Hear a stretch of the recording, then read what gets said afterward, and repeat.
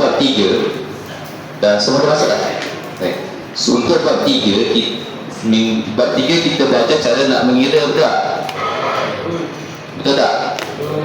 So bab 4 ni kita akan belajar cara nak menghafal dan memahami. So yang ini korang kena membaca sikit.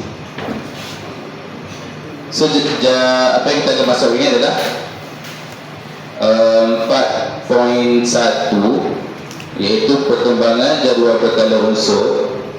Yang akan kita katakan pertama, menghuraikan sejarah perkembangan jadual berkala unsur, mendeteksi prinsip asas penyusunan unsur, memerihalkan ciri-ciri jadual berkala unsur JBU, itu jadual berkala unsur, dan merumuskan hubungan antara nombor proton dan kedudukan unsur. Sebelum tu, siapa suka mandi kolam? Biasa dekat Sembilaya ada kolam ni tak? Kolam awam boleh? Apa sah? Kolam tu cantik tak? Jernih kan? Tak kotor kan? Silakan masuk. Agak-agak kenapa dia tak kotor? Kenapa dia jernih? Klorin, betul. Klorin ni fungsi dia apa? Selain jernih kan? Apa? Apa? Membuang apa? Bakteria. Betul? So fungsi klorin ni kita gunakan untuk menghambat ataupun mengelakkan bakteria daripada ada dalam air. Jadi klorin ni, macam mana kita nak tahu maklumat tentang klorin dalam jadual berkala? Kita tengok jadual berkala. Siapa tahu jadual berkala tu apa? Pernah tengok jadual berkala? Pernah? Tak pernah? Tak, kalau tak pernah, buka muka surat 101.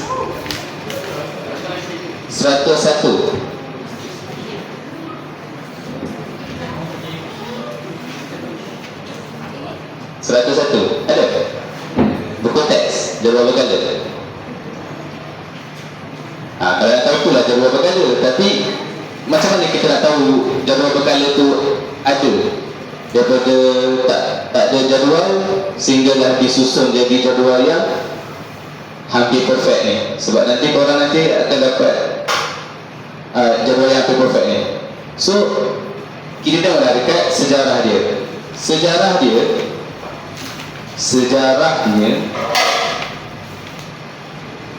ada 6 orang pelopor bagi penyusunan jadual berkala ni. Yang pertama adalah Antoine Lavoisier. Antoine Lavoisier ni, dia macam mana dia sumbangan utama dia menjelaskan unsur kepada 4 kumpulan mengikut sifat kimia. Sifat kimia ada 4: gas, bukan logam dan oksida logam. Ini paling awal sekali, yang mana kita tak tahu kat mana unsur-unsur ni. Tapi kelemahan Antoine Lavoisier ni, dia klasifikasikan haba dan cahaya sebagai unsur. Syukti haba dan cahaya ni sebagai apa? Fizik. Bukan fizik. Haba dan cahaya ni sepatutnya kita kategoriskan dia sebagai apa? Betul, tenaga. Sebab contoh macam haba dia tak boleh dia contoh macam haba cahaya ni, tenaga ni dia tak boleh dimusnahkan, betul tak? Tapi dia boleh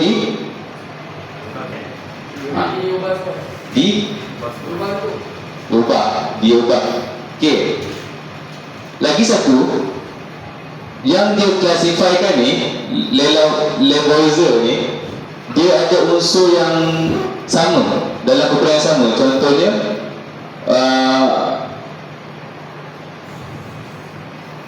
karbon dengan, contohnya kalau kita tengok dekat sini kan,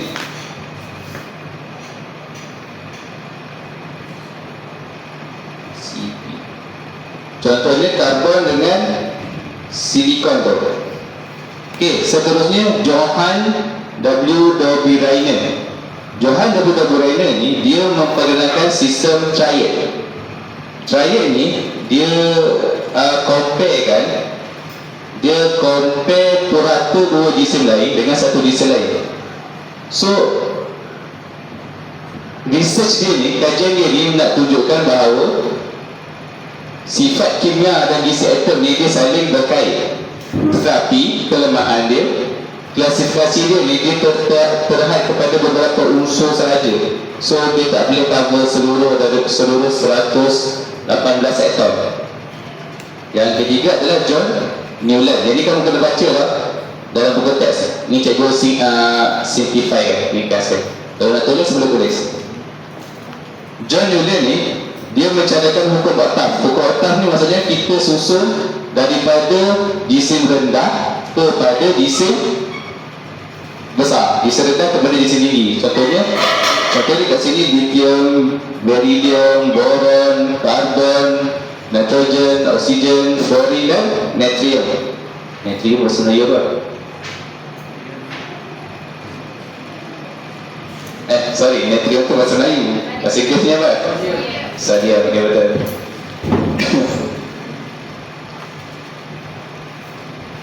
Sama juga kelemahan dia sebab hukum oktaf ni hanya diketahui oleh 17 unsur yang pertama sahaja. 17 unsur yang pertama sahaja. Cuba bagi tahu apa 17 unsur yang pertama. Tengok periodic table.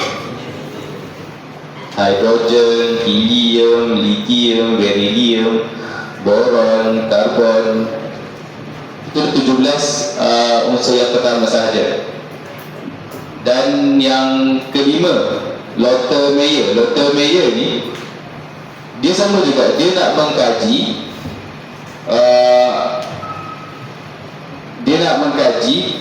hubung kait sifat kimia dan isi atom, cuma dengan kaedah dia pelotkan graf isi padu.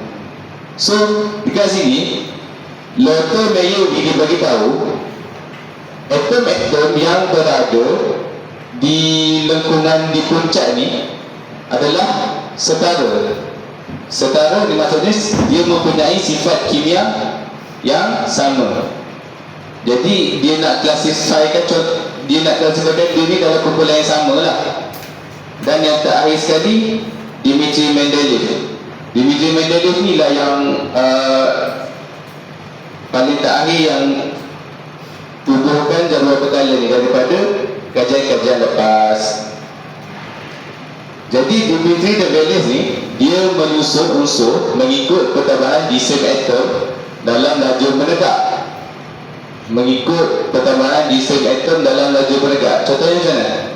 Laju menegak. Laju atas bawah ke kiri kanan?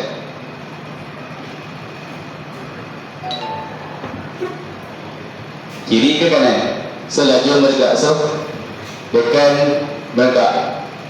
Jadi susunan ni dia mengikut nombor proton. Kalau tengok yang sebelum-sebelum ni, Lothar Meyer, John Newland, Johann Dobrynin ni, dia susun mengikut jisim atom. Tetapi semula Dmitri Mendeleev ni masih juga susun guna jisim atom. Yang terakhir sekali ni Henry Moseley ni yang paling dia advance sikit. Dia gunakan frekuensi sinar X ni untuk cari nombor proton. Nombor proton ni positif ke negatif? Positif. That's why nombor proton ni lagi senang untuk kita detect berbanding nombor elektron sebab dia positif. So apabila dia pancarkan sinar X, dia menemui nombor proton. Jadi dia menyusun unsur-unsur ni mengikut nombor proton daripada kecil ke besar menggunakan tabel Dmitri Mendeleev ni, menggunakan jadual Dmitri Mendeleev. That's why kalau kita mendengar kan, dari proton helium berapa dia buat? Nombor proton helium 1 pergi ke itu hidrogen, helium. Ini 2 kan, dia turun sini balik dekat bilayer laju. So mostly nilai yang terakhir yang lengkapkan jadual bekal unsur ni. Semua faham tak? Tapi yang ni kamu kena baca lagi. Ni pengetahuan sebagai para kimia lah kamu, sebab kita kan next kita akan bergantung kepada jadual bekal unsur tu. Okey. Ini ringkasan semua. Kalau kamu tengok kan, asas susunan yang pertama sekali Lavoisier tu dia berikan sifat fizik, sebab dia tak tahu lagi di same atom macam mana, number proton macam mana. So persamaan antara empat saintis ni, De Broglie, Newland, Mayer, Mendeleev ni, dia menggunakan di same atom untuk menentukan susunan atom. Dan yang terakhir adalah Moseley, iaitu number proton. Yang ni boleh ada buat buku tak? Buku catatan. Ini salin. Ini untuk ringkasan.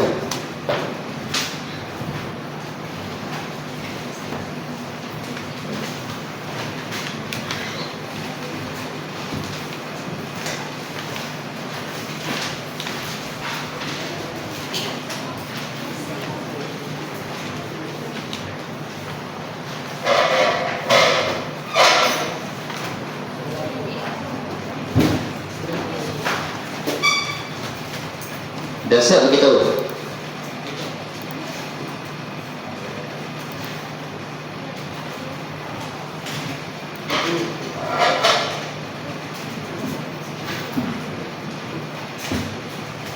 Tak nampak pun bagi tahu juga.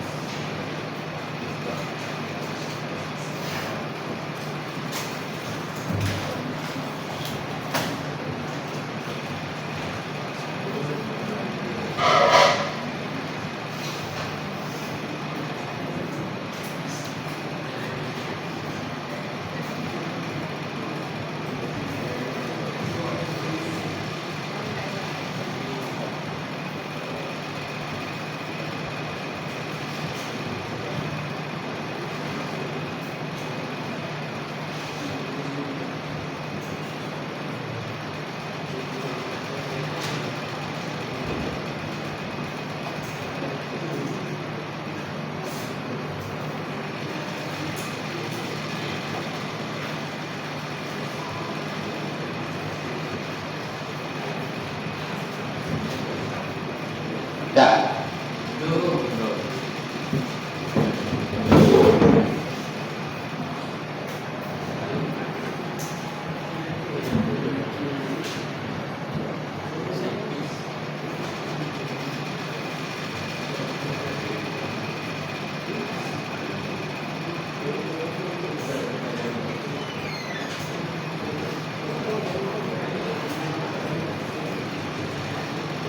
Dah. Dah ke?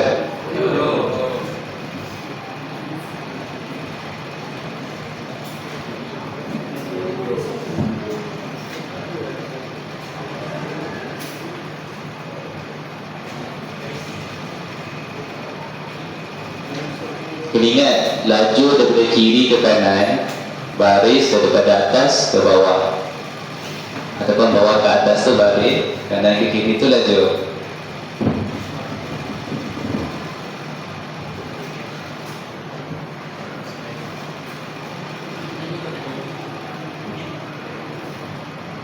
Sudah.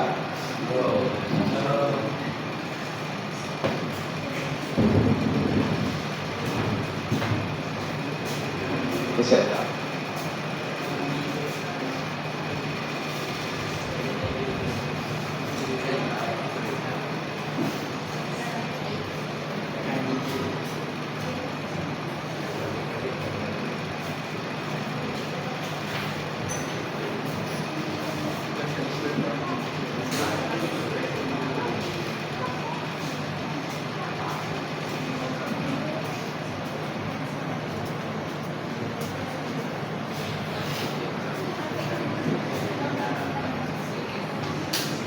Apa?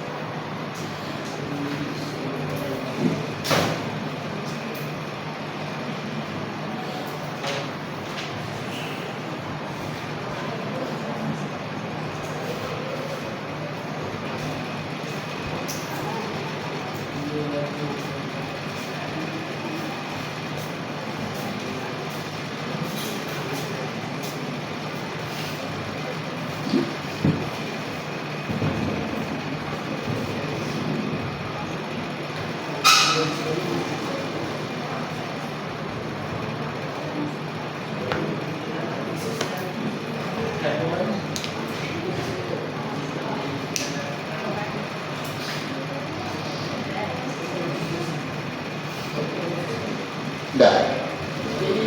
Boleh.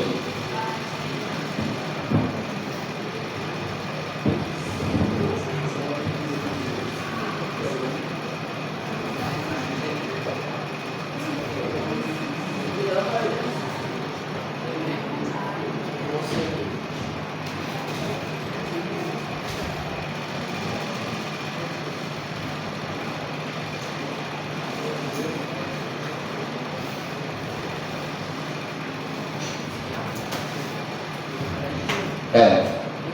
Belum. Dah. Okey.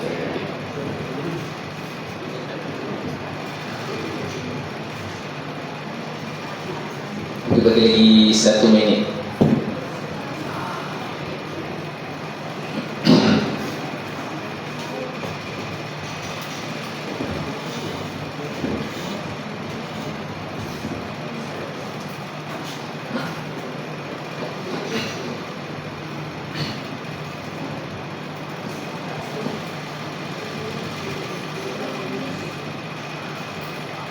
Dah.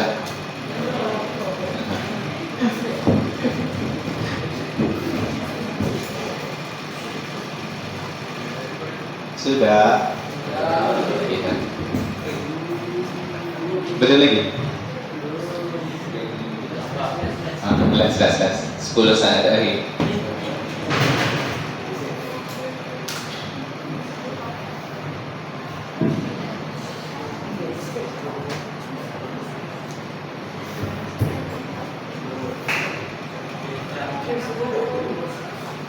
Lima, 4, 3. Yang belakang dah? Dah. Dah siap dah. Kita dah give up lah. Nanti tiru yang depan ni. Okay.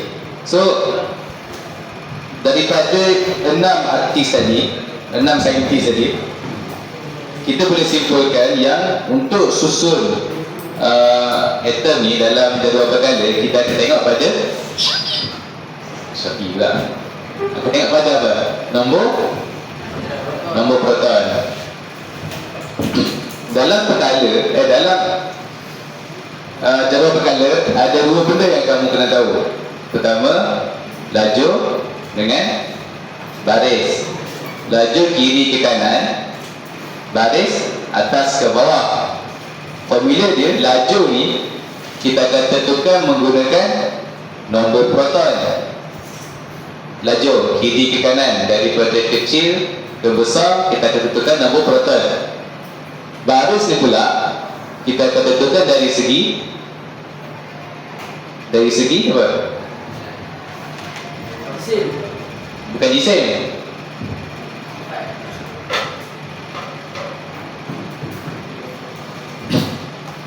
Sifat kimia. Sebab baris ni dia ada sifat kimia yang sama, cuma beza dia besar dengan kecil je. Faham tak? So untuk jadual berkala, apa yang dia tengok? Dua benda tu apa? Laju dan baris. Laju tu macam mana? Kiri kanan. Kita tentukan guna apa? Nombor proton. Baris atas bawah. Apa yang kita tentukan? Sifat kimia. Bagus. Ataupun baris tu kita bagi kumpulan lah. Ini yang cikgu beritahu tadi.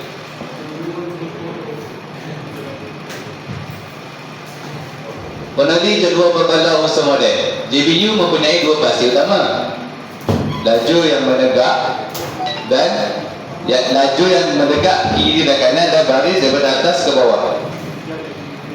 Kiri dan kanan ni kita panggil color. Kiri laju ni kita panggil color. Kalau baris ni kita panggil kumpulan. Color dan kumpulan. Nampak tak flow dia? Laju ni apa? Color. Baris ni apa? Kumpulan. So macam mana kita nak tahu atom tu color apa, kumpulan apa? Kita akan buat ni rahsia dia. Langkah pertama, kita kena tulis susunan elektron. Dah belajar kan? Dah kan? Yang 2.8.8 semua kan? Yang tu kita tengok kepada apa? Nombor elektron.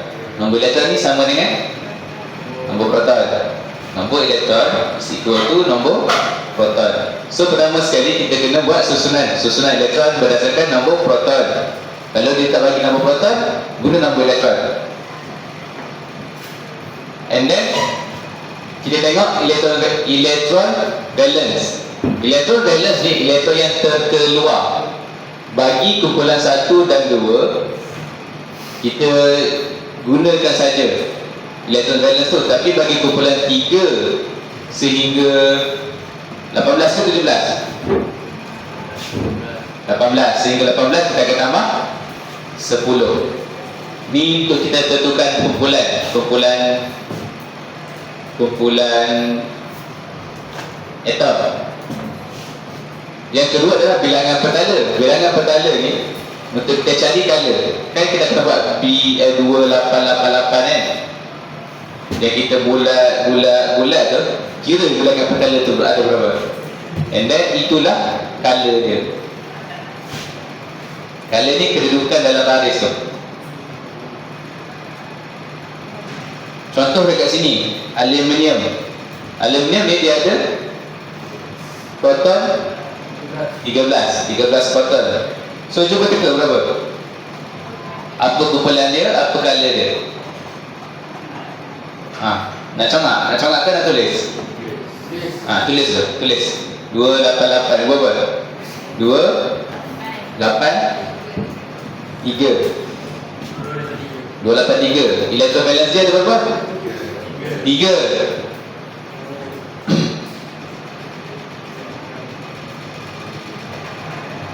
Jadi 3 tu kena tambah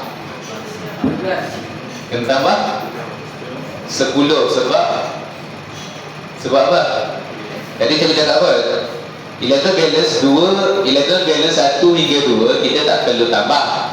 Tapi elektron balance 3 hingga 18 kena tambah 10. So dia kena tambah 10. Jadilah 13. So dia kumpulan berapa? Kumpulan berapa? Kumpulan berapa? Tengok balik. Kumpulan 13. Betul, kumpulan 13. Sebab apa? Sebab dia tambah 10. Sebab elektron balance dia 3. So kita kena tambah 10. Faham tak? Kalau elektron balance dia 1 dan 2, tak payah tambah 10. Kira dalam kumpulan 1 dengan kumpulan 2.